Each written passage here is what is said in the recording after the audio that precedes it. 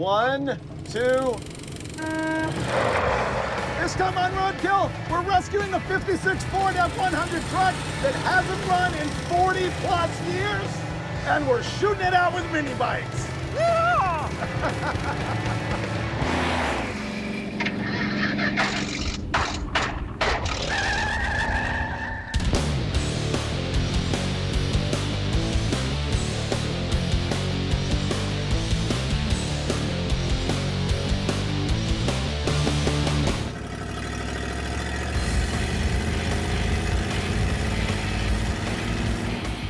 We're in Salt Lake City, Utah, and I am irrationally excited about a vehicle that's not even gonna do a burnout. That's good to hear. Yeah. Ready for the setup? Yes. I bought a 1956 Ford F-100. It's a Y block, so at least it's a V8. I don't know if it's a 272 or a 292. It's a manual trans. I don't even know if it's a 3-speed or a 4-speed. And it's been sitting in this garage since roughly 1982 without running. Oh, like Reagan-era levels of neglect. Yes. Nice. Oh, I'm super pumped about it. I love a challenge. Yeah. The brakes I'm concerned about. But at least it's 12 volt. I was worried it was gonna be a 6. Oh, cool. Yeah. Ready for my plan? Yes. Well, obviously we need to get it running and driving, and that could be a challenge. I'm counting on that happening in 2 days, because then we have 3 days to drive from here in Salt Lake all the way to Rapid City, South Dakota. For no reason other than it's a great drive and I want to be there. And at the end, I've got a buddy who has a collection of like 50 old junker cars that I'd like to check out. And more importantly, is willing to store the 56 F-100 until we can pick it up. Ah, yet another reason to do that. I'm ready. It's May and it's snowing. It's freezing. It can only get better by going north. It's gotta be warmer, right? Yeah. Ready to go check it out? Yes. Remember, I bought this sight unseen. Oh, it's competition Ready? orange. Yep. Oh, this is Nice. sweet. Oh, wow. I like the wagon wheels, dude. Oh, yeah, those are like Jackmans. Those are great. Yep. Look at the ancient, like, bias ply square profile Super tires. cats. These are cool. I love those. It's got windows and a gun rack. This is awesome. All kinds of character, man. I even like the stance. The tires are probably gonna kill us, but the wheels are great. I didn't realize it has a cowl vent. That's cool. Oh, factory air, huh? Yep. This thing is mint. I think the original color was light blue. The guy painted it in his high school auto shop. Look at the jam is black. Look how it's got the 70s Cal custom door handles on it, and also the button tough panels. Oh, there's one on the tailgate too. Look at that. How 70s is that? Oh. An upholstered tailgate. I've never seen that before. This thing's great. Thanks. That's the original bedwood. Wow. I wasn't sure if you were gonna dig it or not. Oh, I love it. It's great. I love trucks, just in general. Yeah. This thing, oh, look at the shifter. I know. I don't know if it's a 3-speed or 4-speed. This is really nice. What Oh, are we there's your in light for? blue. Yeah, one of my favorite colors painted over one of my least favorite colors. You have an awooga horn. Yep. You know, every project car becomes much better when there's a good story behind it. So let me tell you the story. To me, a 56 Ford F-100 is like the 55 Chevy of 50s Ford trucks. It's the best one. It's got the wraparound window, the best grille. I just think that they're super cool. When I was a little kid and collected magazines and tore the pages out and taped them on the wall, there was one F-100 that I had on there, and I'll always remember the thing, and it was 70s style, just like this. The other part of it is the story about how this guy has come to own this truck.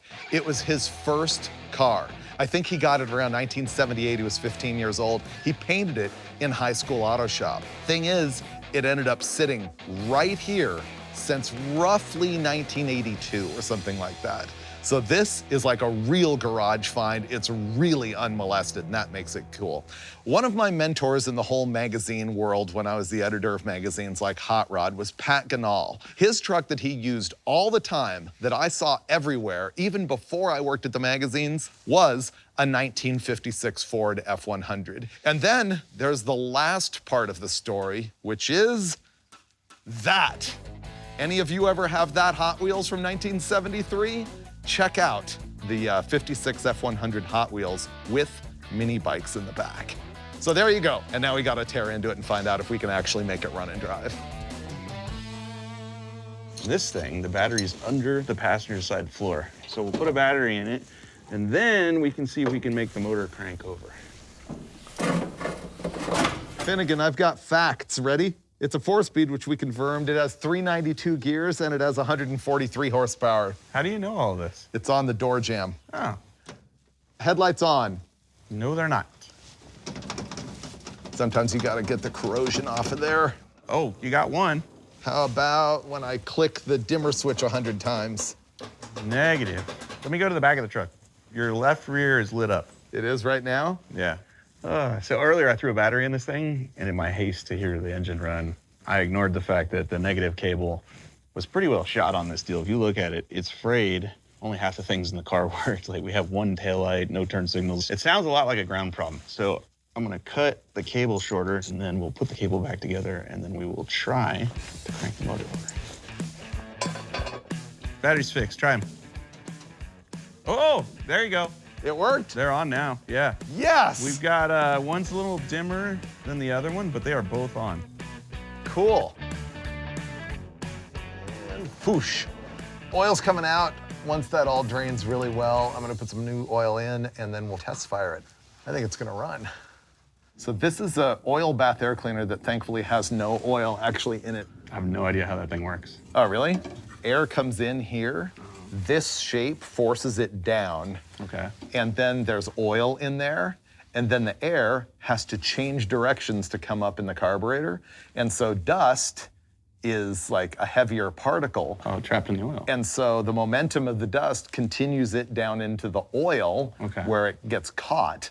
But then the clean air goes up into the carburetor. What happens when you like jump the truck and it lands real hard and the oil comes up? That's the problem. Oh. Yeah. Horn works. Here's what we know right now. First of all, this is a 272 cubic inch Y block, not a 292. We also know that the seller and a neighbor pulled the plugs out of it and put oil in all the cylinders and actually turned it over before we even got here. And so the engine rotates, it's not seized. You want to crank it a little bit first, then I'll starting fluid it? Okay. Let's see if the cranking works. Wow. Oh. It runs. It's gonna run. It wants to go. Yep.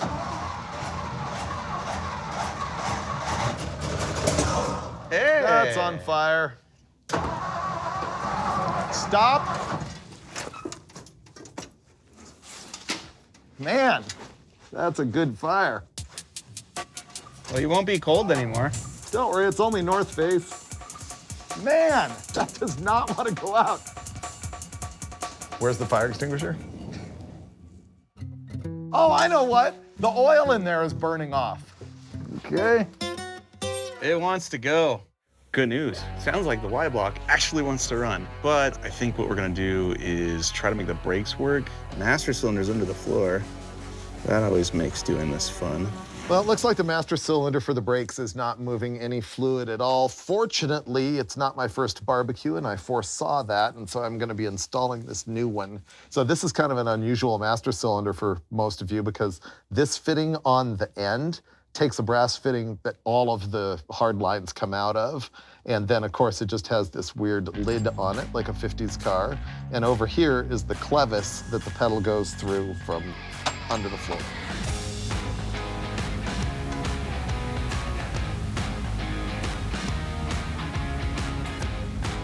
All right, master cylinder is so installed that Finnegan is pouring fluid into it. The piston moves in this one. I can see bubbles coming out. Because we're too lazy to put it back on the ground and we need to remove the tires to bleed the brakes, we're trying to wedge this piece of concrete under there, and we've got to the very last nut. It has become one with the stud.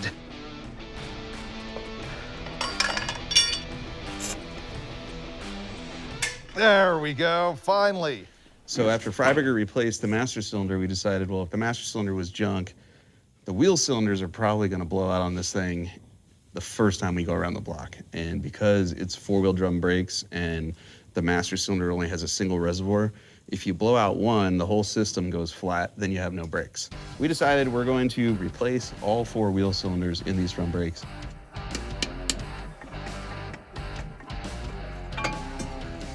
That's in pretty good shape. We're doing the right thing and changing the wheel cylinders. Thing is, you would think that you wouldn't be able to find an obscure 56 F100 wheel cylinder, even in Salt Lake. But then we hit AutoZone and we did have to order it, but we did get the Duralast wheel cylinders and brake hoses. Life saved. All right, let me throw this together. Okay. Well, that spring's broken. Here's another one that looks similar-ish, however, has the tensile strength of a garage door spring. And I cannot get this from here to here. It just ain't happening. Not even with correct tools, not happening. And look, this is approximately the same length, but more importantly, the thickness of the spring is really close, which means I might have a chance of actually stretching this from here to here. And believe it or not, this is from a 65 Ford Mustang, so why wouldn't it work on a 56 Ford F-100? Woo-hoo! Fixed.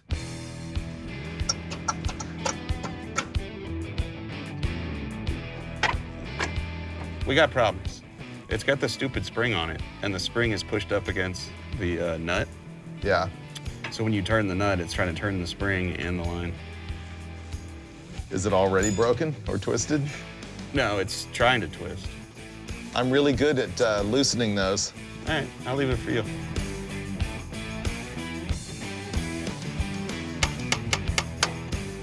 That'll work.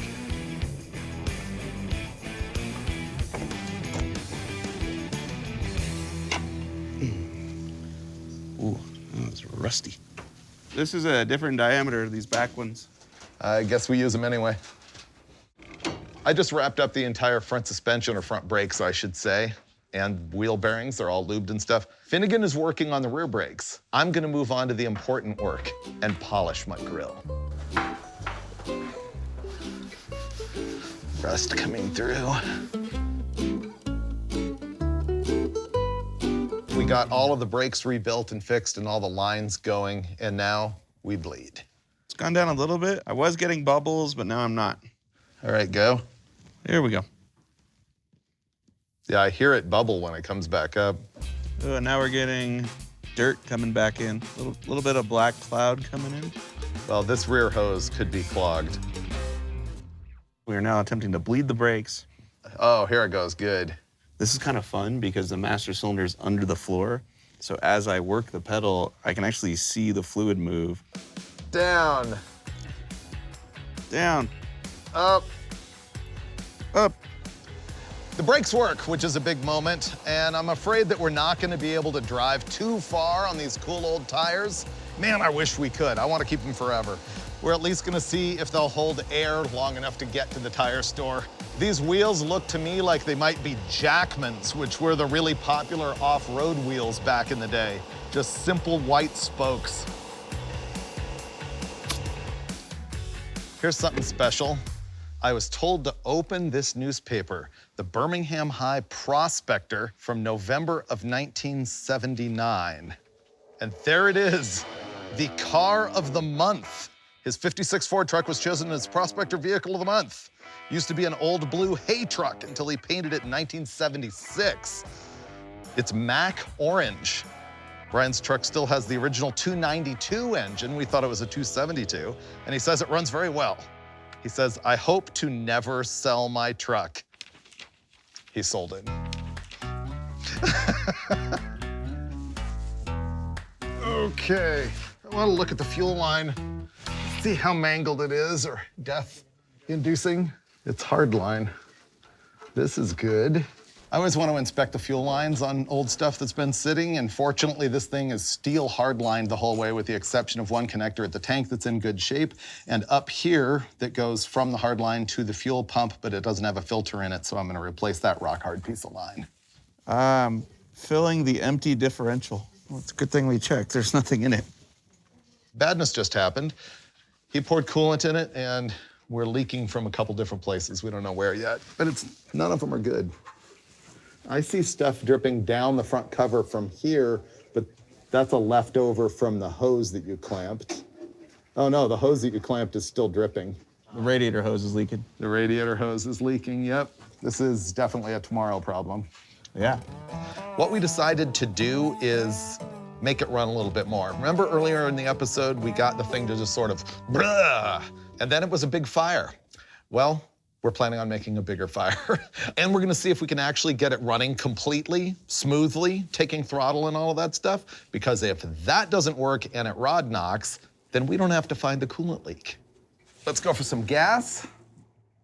All right, Mike, fire it up. Come on, baby.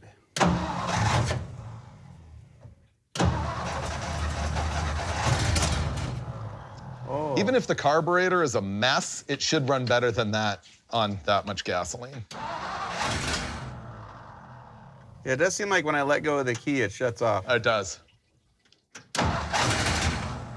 It's exactly what it seems like. Yeah. So what we're noticing here is that as soon as he turns off the key, it stops running. And sometimes what that can be is like a ballast resistor that's in line, and it drops voltage to the coil while it's running, because they want to run on like 9 volts or something like that, but it gives full voltage while cranking. And so if there's a problem with that system one way or another, then it'll shut off the ignition after you let go of the key. I can just hot wire the coil. It'll take a long wire because the battery's under the body. You could go from the generator, maybe. Maybe. Next attempt, I'm gonna gas it, and then I'm going to just manually jump to the positive side of the coil so that it has ignition all the time, and we'll see if that lets it run longer. Go for it. Okay. Nope. As soon as I let go, it shut off. Yeah. Okay, so this isn't it. Let me choke it a little bit. Try it. Okay, here we go. Ooh, that was the best one yet. Ah, there's no power here. How is that possible? What about when I turn the ignition on? No. How is there no power to that side of the starter relay? What is going on?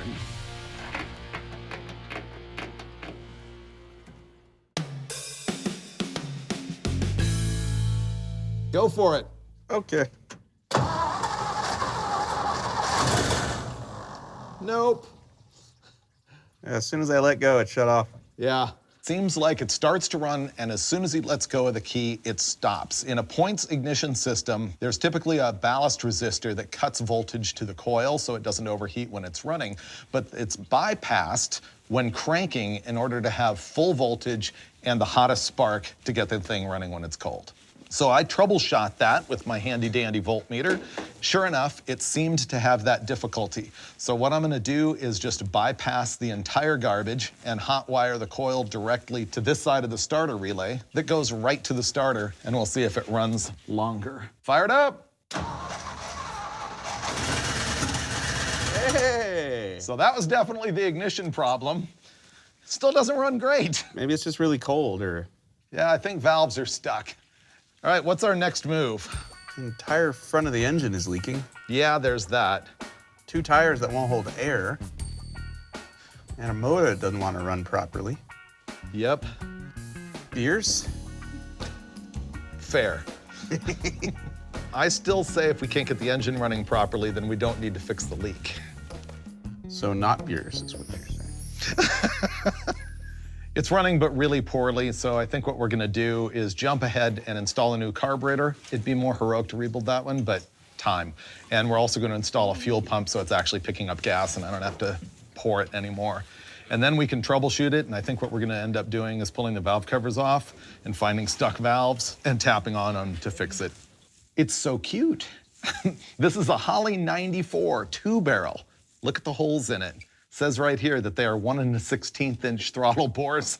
Carburetor going on. Aha. Cool.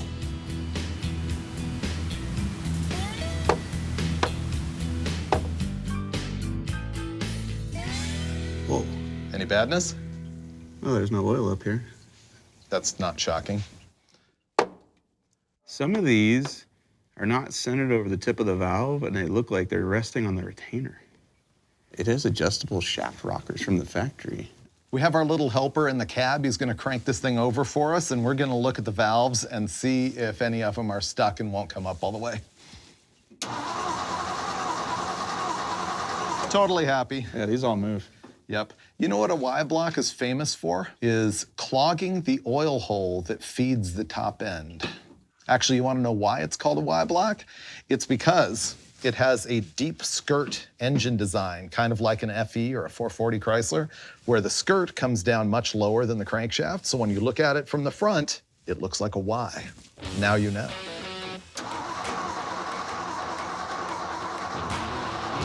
Yeah, that's a problem. We don't have any oil to the top end.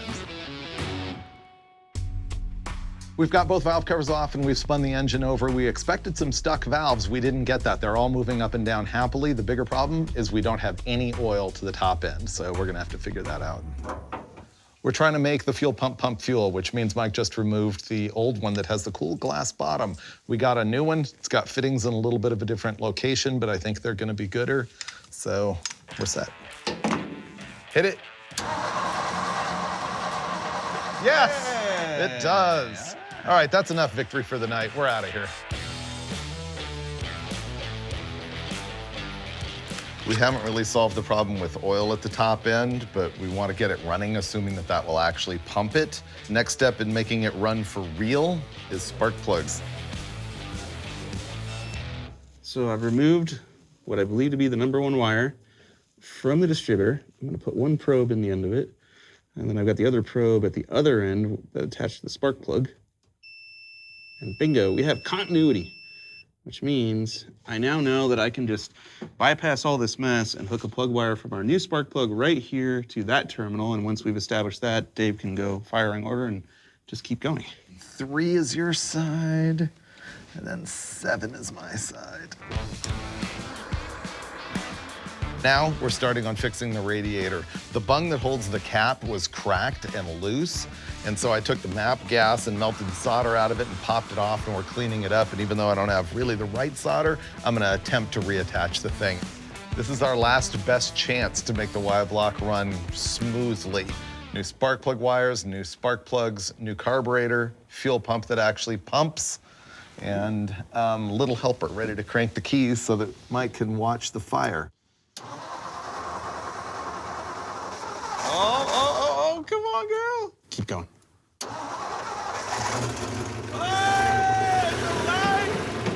Yes! Wow! Wow! And you know what? It's not leaking anymore. You know why? It already leaked everything out. Whoa!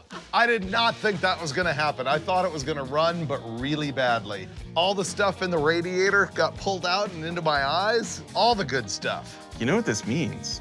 We are premium parts changers, you know? Yes. We still have a major problem, and that is that the coolant will not stay in the engine. It pours onto the ground. Let's try K-Seal now that it runs. We don't want to mess up these people's driveways, so our plan is to roll the thing out while dragging this tarp with us to make sure it's not dripping, and K-seal it to see if that fixes the huge leak. We got the valve covers off because this thing isn't getting oil to the rocker arms, and so we're going to be eyeballing that to see if that problem will self-solve as the thing runs for a moment. Go for it. Here we go. It's going to run.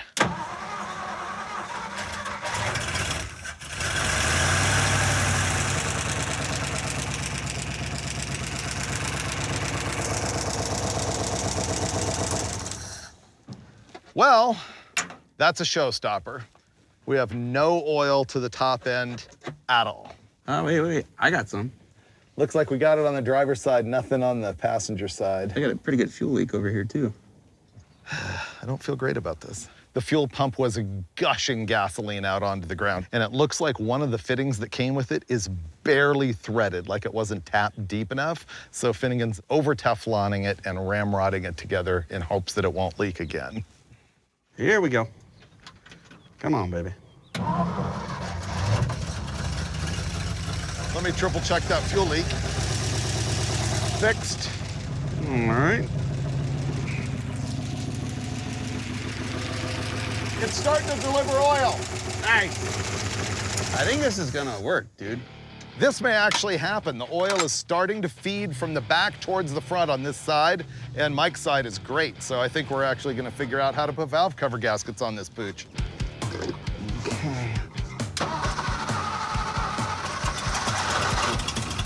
It's so fun. I don't know about you, but if you ignore the flat tires and the coolant hitting the ground, that sounds like success to me. Yeah. 40 years to get from there to here. Yep. Not bad. It's record distance for us on a first drive. Not bad. That's a lot of top end clatter. We got a ton of leaks. It's pouring out. The aftermarket fuel pump is doo-doo.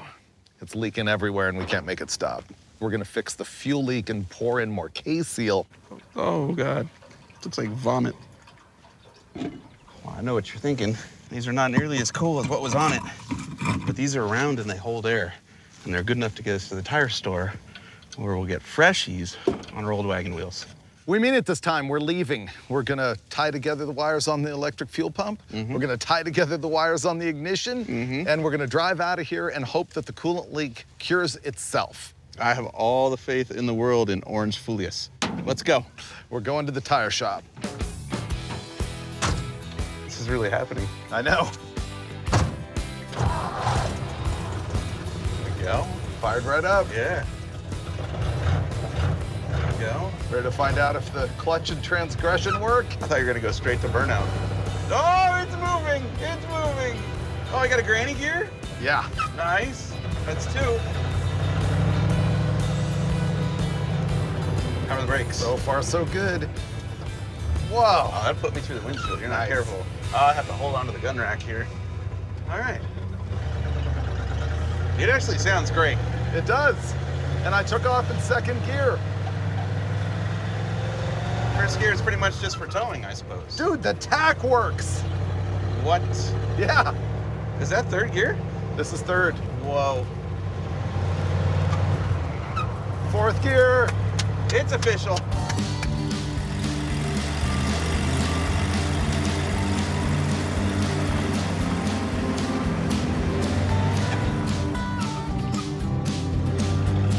Wow, this trans is nice. It doesn't make any noise. Wow. All right, we're pulling into the tire store. We're gonna put some radials on this, and for the first time in a very long time, I'm gonna have white letters out, just because. I'm all about the white letters out.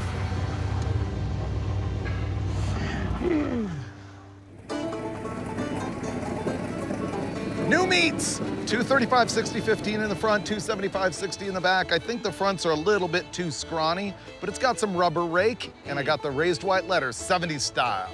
It looks good. I mean, I miss the old tires, but dude, this is fitting. It really is. We're both really stoked on the truck right now, but unfortunately it's still dumping coolant all over the ground. So I say we just hobble it to the hotel and worry about it tomorrow. It's a problem for another day. Yep. Tonight, we celebrate. We pulled this 56 Ford F100 out of 40 plus years of storage, and it fought us a little bit, all the normal stuff, brakes and everything. No amount of head gasket in a bottle is gonna solve the massive coolant leak puking from the front of the engine. That's not the only problem we have. Why, what else? We have a wicked rear diff leak. Like pretty much, yeah. It's probably empty at this point. What's our plan of action? Put up fluid out, if it's not already out, and then take the entire front end of the motor apart. Yeah, because we haven't been able to determine where the water is coming from at all. It's like, It's here. right. Look at it this way. If we can't drive anymore, we can't blow up the rear end with no fluid in it. I love your optimism. Last night when we were driving this thing, it was puking coolant so badly, but when Finnegan and I just popped the hood and looked inside the radiator, it's not empty at all. I don't understand it. It was raining coolant when we pulled into the tire shop. It's not that leaky right now. The coolant was like, not all the way to the top, but maybe only halfway, maybe 3/4 of the way down the tank. And so we're gonna fire it up and see if maybe our goop in a bottle fixed the leak. Wow, warming it up. I think it's fixed. It's so strange. Yesterday, it's raining coolant out of the front of that engine. Today, nothing. That is not possible. It's virtually full, it's right there. Oh, it got even better then. But it's pouring out the bottom again. We've gone back and forth on this. It's leaking, it's not leaking. I want to crawl under and take a closer look, so I'm gonna move it over to flat ground. The back of the damper's wet now. I think we should take the water pump off because that's the most likely culprit. All right, let's do it. Well, it's worse.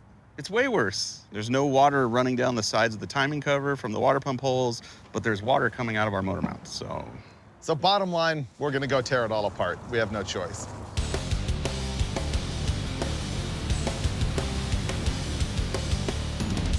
I think we just found our leak, and it's at the very bottom of the water pump, which would be the most likely source, but it just didn't look like it till we got it apart.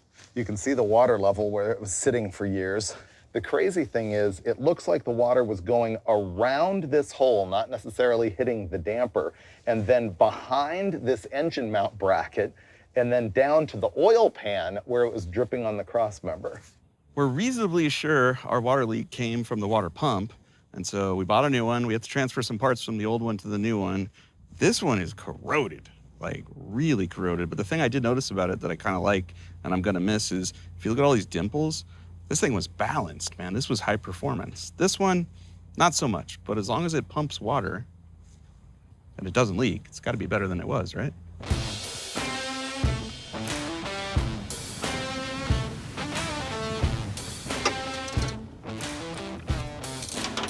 Mike's wrapping up the water pump job, the fan's going on. I'm gonna pour some like solvent stuff, seafoam, into the engine because this thing's got really cruddy oil passages and I'm hoping it'll do something to clear them out. And now, because we were super responsible road killers and drained all of our old coolant into the bucket, I'm gonna turn this into a funnel. The bucket still has the like head gasket sealer stuff in it. Is the water hitting the ground yet? I'm too afraid to look. Well, it is hitting the ground now because it's full. Should I fire it up? Okay. There we go.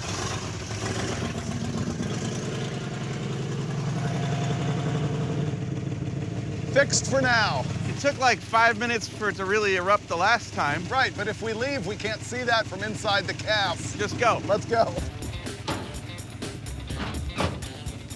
It doesn't leak yet. I think that our chances of making it to South Dakota at this point are 0. Not gonna happen. We have one more day on this shoot, so I have a different and perhaps better idea. Oh. Yep, ready? I'm following you.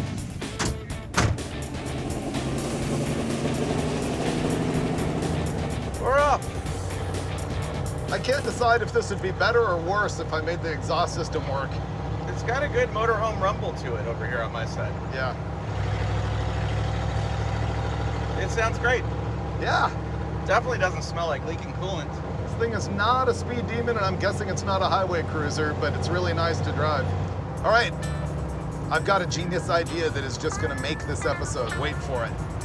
And I approve, without even you saying it.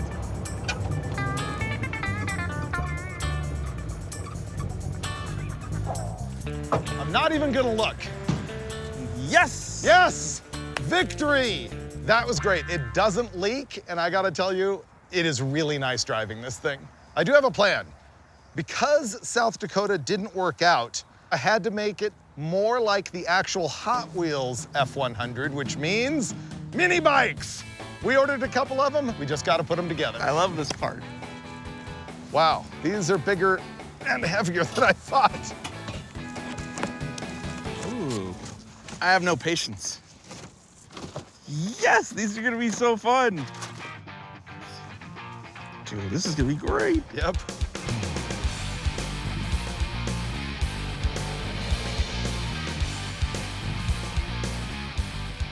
We got the bikes assembled. Storm's coming in hard, so we're gonna load them into the back of the F100 Hot Wheels style, and I think we're gonna call it a night. Okay, ready? Yep. Money. There. Nailed it.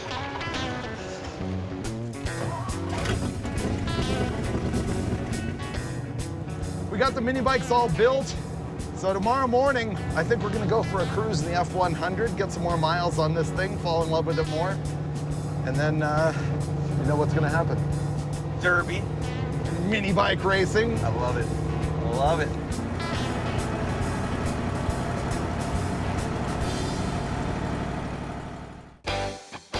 It still blows my mind this thing sat for 40 plus years. Yeah, it makes no sense that it's now running and driving like a brand new truck. Pretty well. I'm impressed. Yeah, Genuinely. me too. Unfortunately, we're not gonna make the 700-mile trip to South Dakota that I'd initially planned. We have gone 7, though. But 7 is pretty good, and I bet you we do 70 today as we seek out a place to ride our mini bikes that match my Hot Wheels.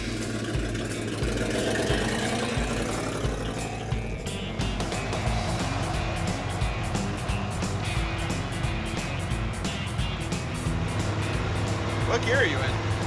4th, Oh, God, I thought you were in 2nd. no, 392's in the back. You're going 53. Okay, This seems like the sweet spot. yeah, it's about what we got. I think that's just the way it was back in the 50s. People didn't have expectations that a truck would go 70 miles an hour. Yeah. Hey, we're at 3,000 RPM. That should be almost 60. You smell coolant? Yep. Yep. Well, we were on the highway and I started to taste coolant. Ooh, this is both sides. The good news is it doesn't seem to be our previous leak. Yeah. I'm gonna do what you're never supposed to do and remove a hot radiator cap, but it's not that hot. It didn't puke at all. And it has, like, coolant in it. What is going on that this thing keeps having coolant in it even after dumping coolant out? I think it's like not circulating through the radiator or something. Like the radiator's just holding coolant and it's not going in the motor. It would have blown up by now. It would have. We just drove 15 miles. I know. Fired up.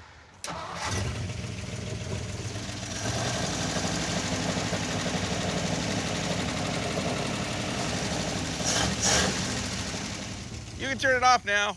Why? Well, I feel like I should hand you an ice cream as I give you the news. There are bubbles. They get worse when you rev it. Really? Yeah. So it has a blown head gasket? Ish. We ended up going through a few things, taking the radiator cap off, maybe seeing head gasket bubbles, then changing our mind that it wasn't really bubbles.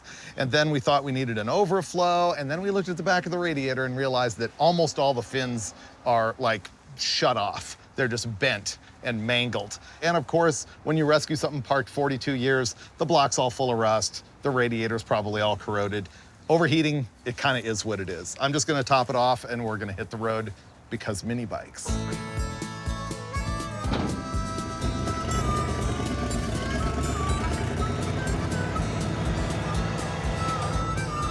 Being cold out is probably helping our cause. Yep.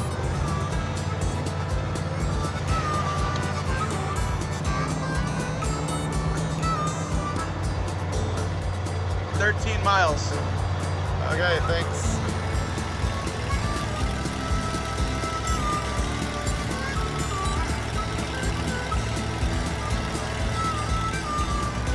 You smell coolant? Yep. It's putting a lot of coolant on the window.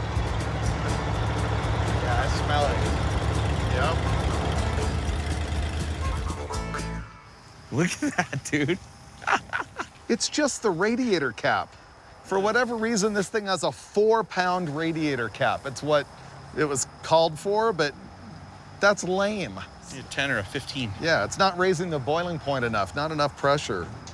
Ah, what a mess. So here's the situation. We are climbing a mountain in search of a trail that we can ride our dirt bikes on.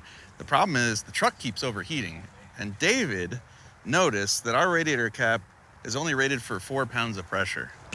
So that means that essentially at 4 PSI, that spring collapses, this little deal goes up, then the water, or coolant in this case, goes right out the side, all over everything, and we're not like overheating, we're just making a mess of everything. Can't buy another radiator cap anywhere around here. And I thought, well, what if I use a zip tie? Because that seems to fix everything else in my life. And maybe that will put some tension on the spring and slow that down a little bit. It's one of our most genius theories. I don't know if it works, but I'm willing to try. Getting colder.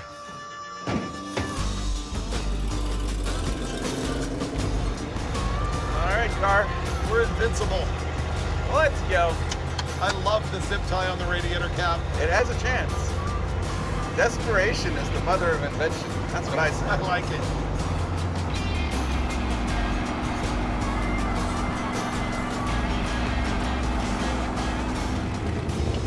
this our dirt road? That is dirt road. Oh, we're not the only ones that like the dirt road. This road just opened April 30th. Good for us.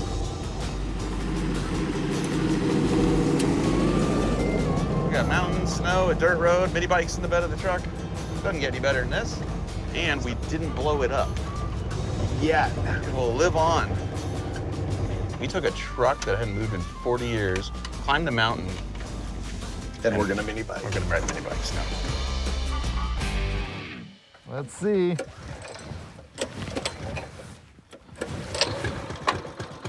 Come on, baby. It's alive. Ready? Yep. Okay, 3, 2, 1.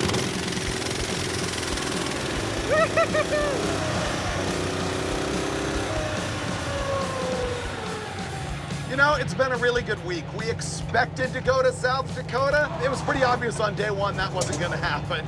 But still, we got this thing running after 40 plus years, drove the thing all around town, overheated a bit on highways with big hills. We're able to come out here into the beautiful wilderness of Utah, mess around on the mini bikes. I'm really digging the thing. Reminds me so much of one of my heroes, Pat Ganal, and the 56 that he used to drive everywhere. And it's so fun that it matches the little Hot Wheels. It's just a great story. We got the truck and the mini bike lined up on a flat section of dirt road here. And I don't know, I think the mini bike could get the jump on the truck. Who's gonna win? Finnegan or Freiberger? Let's find out. Are you good? All right. 1, 2. Oh, and I'm spinning the tires. Oh, he's actually outrunning me.